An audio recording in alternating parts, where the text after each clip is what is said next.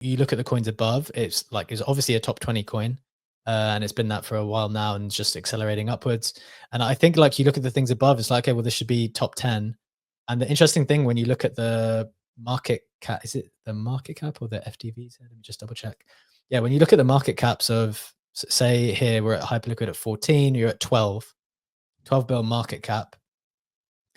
Sui is just above now. That's going to get flipped. But to jump to top 10, where you get into like the Tron region, there's like a big gap between 13-ish. I mean, 12 is wrapped Bitcoin, that hardly counts, right? And 11 is staked ETH. So again, those are kind of different assets. But to get into the top 10, you've got to double up from here. So that's my thinking as like a base case, to be honest. And then the bull case from the Hyperliquid maxi perspective, which I'm kind of open to, though, but this has got like, this has got way more. You've got to see way more things play out before you can consider the bull case, I think. And just to go through those things to share like the alternative perspective, like how could we be wrong here? It could be wrong if Hyper EVM is like, I don't know, Bread's talked about the performance stuff and it's just like super not performant. But, as we said, a lot of the activities taking place on core, that's where the value is. So that seems to be going super well. If Solana does super well in that, maybe bringing the NASDAQ stuff, doing the stock trading, maybe that is a thing. The big thing for me, question mark over Hyperliquid, is like this illusion of decentralization. And they have definitely not acted in entirely decentralized ways the whole time.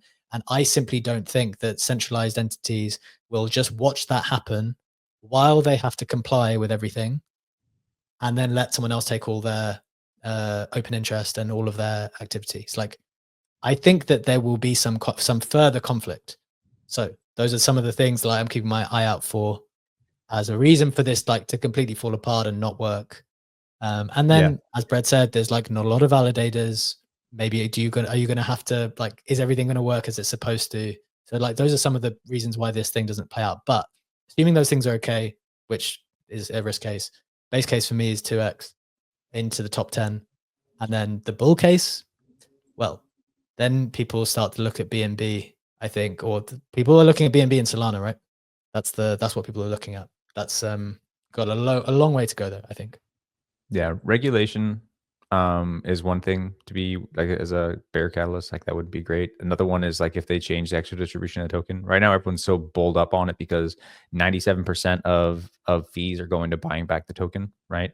And people have talked about, okay, well, what if this goes to rewarding the stakers, right? Or paying the validator, like whatever. If they change the tokenomics currently, like I think everyone likes that it's token buybacks right now because of the buy pressure. Like you can say, oh, this thing's going to have $300 million of buy pressure in a year. Like that's an incredible perpetual bid. And if you think activity is only going to pick up over there, well, then that number is going to go up, right? Which means the bull case is going to go higher, which means right?